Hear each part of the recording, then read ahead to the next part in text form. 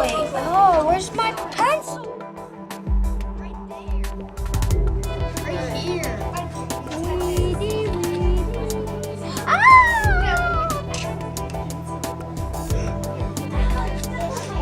Take a picture of him moving. Wait. Third grade at Woodridge and Cambridge collaborate, as do all the grade levels in elementary. We met as two separate campuses and we designed lessons for science for the whole year. And then before we taught them, we got together and we did what's called a protocol.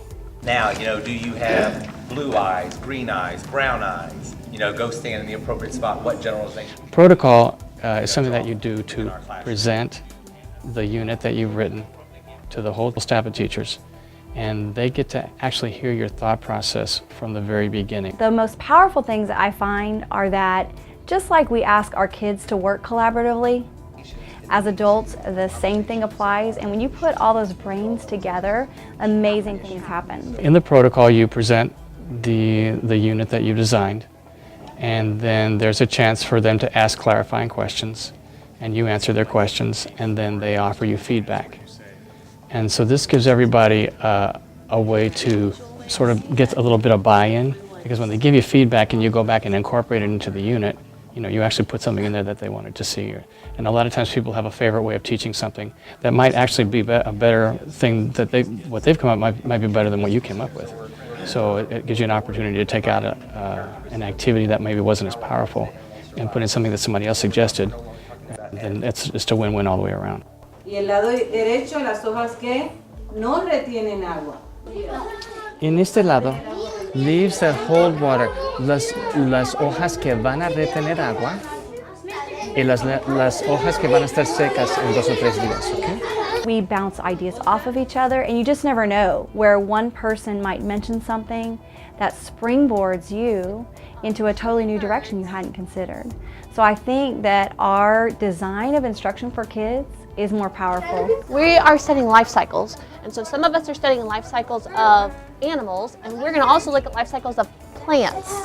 Okay, so we're going to study lima beans, and we're going to figure out what is the life cycle that a lima bean goes through from when it's very, very little, it's a seed, to when it's an adult plant. Through this process, everyone got a chance to design. Everyone got to use the 10 design qualities as they put together a unit. And so that was a really good process, for all of us to go through.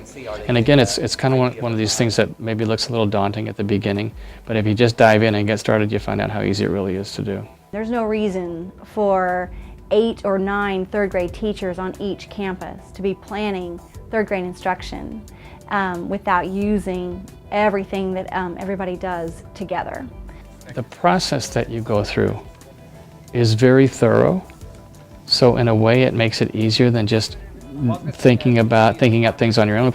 I have to say it's probably easier than than working up lessons on your own, and of course the quality is a lot better. If you have really engaging work for kids, everything else I think kind of falls into place. Well, if you're doing that hard work as a teacher of designing work that's engaging, it's so much easier. I would say you almost can't do it on your own, and you need to collaborate with others. Oh my gosh, I think maybe you should have done this for us. We're making a mess. It's okay, science is messy. Yeah, okay, I'll make a mess. People think it's a high quality process, and therefore it's got to be better for the kids. So take a seed, and you need to bury them in your soil. Bury it? Yes, do you have the seed? It is absolutely an ongoing process, but we could get a lot closer to perfection than we are right now, and we need to get a lot closer, I think. Great things happen when we all get together and share, and the work for kids would not have been the same without the collaboration. What else does a seed need in order to grow and thrive? Water. Water. Okay, so we have some water here. This I'd like for us to be careful not to get all over our journal. Okay. I also have some measuring spoons, so we need to find the one that says 15 milliliters. And you're going to look right here on this part of the spoon, 15 milliliters. And you're going to scoop it up and then water your seed. The outcome is far superior to anything that you might have done on your own. I think it's work on the front end, But after this year and maybe one more, we will have designed some great instruction that we'll keep using, we'll tweak and we'll revise. But the bulk of the work will have been done. And so it's work on the front end for, I think, meaningful learning and really engaged kids that are just going to love what's going on in 3rd grade for years and years to come. You almost got it. Oh, that's so cool! He's cornered under the tip of your head. Okay. Show me move. Simon didn't say.